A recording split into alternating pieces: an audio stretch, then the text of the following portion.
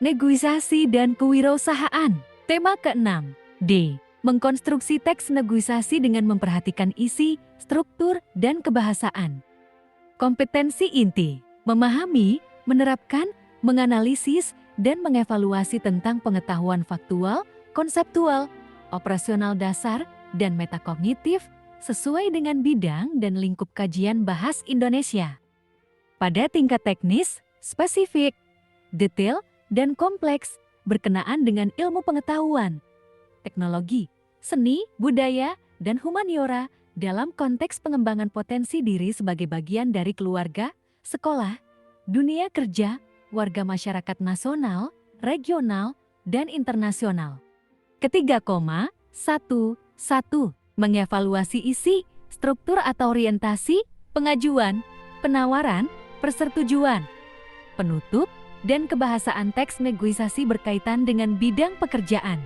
Tujuan pembelajaran. Setelah mempelajari tema ini, peserta didik diharapkan: pertama, menganalisis pengajuan, penawaran, dan persetujuan dalam teks negosiasi berkaitan dengan bidang pekerjaan lisan ataupun tertulis.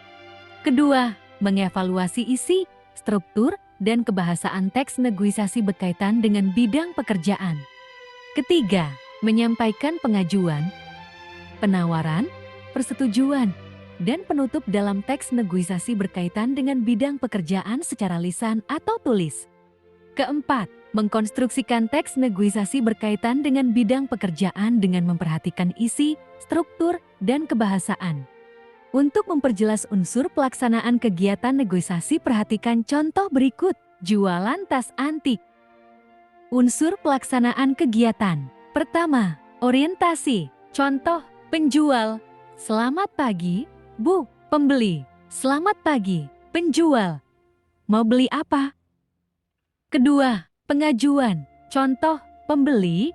Ada tas yang terbuat dari pernik-pernik pantai, yang terbuat dari kerang semacam batik warna-warni. Penjual. Ya, ada. Di sebelah sana yang besar atau yang kecil. Penjual menunjukkan tempat tas sesuai dengan yang ditanyakan pembeli. Pemenuhan. Contoh, pembeli yang sedang saja, yang terbuat dari pernik-pernik lebih halus. Ada. Penjual. Ya, tidak terlalu besar tapi terbuat dari bezanik pinik hijau saja, warna kuning dan kelabu yang ibu minta habis. Pembeli. Ya, dari pernik-pernik hijau tidak apa-apa, tas sudah di tangan pembeli dan ia mengamatinya dengan cermat. Penjual. Bagus itu, Bu, cocok untuk dipakai sendiri atau untuk hadiah. Ketiga, penawaran. Contoh, pembeli. Saya pakai sendiri. Harganya berapa? Penjual. 290.000. Pembeli. Wah, mahal. 200.000 ya. Penjual. Belum boleh. 270.000 deh. Ini sudah murah, Bu. Di tempat lain lebih mahal. Pembeli. Tidak mau. Kalau boleh 240.000. Penjual. Belum boleh. Naik sedikit. Bu. Pembeli. 260.000. Keempat, persetujuan. Contoh, penjual. Ya, sebenarnya ini belum boleh. Tapi untuk ibu boleh. Mau beli apa lagi? Pembeli. Tidak, itu saja. Ini uangnya. Penjual memasukkan tas itu ke dalam tas plastik yang bertuliskan nama kosnya. Pembeli memberikan uang pas. Kelima, penutup. Contoh, pembeli. Ya, terima kasih. Pembeli. Terima kasih. Penjual. Terima kasih. Sampai lain waktu. Pembeli pergi meninggalkan kios itu. Perhatikan teks negosiasi yang berjudul Jualan Tas Antul. Teks tersebut dikonstruksi dari unsur-unsur pembicaraannya, kegiatannya, alur pelaksanaan negosiasi, atau bagian-bagian teks pembangunnya.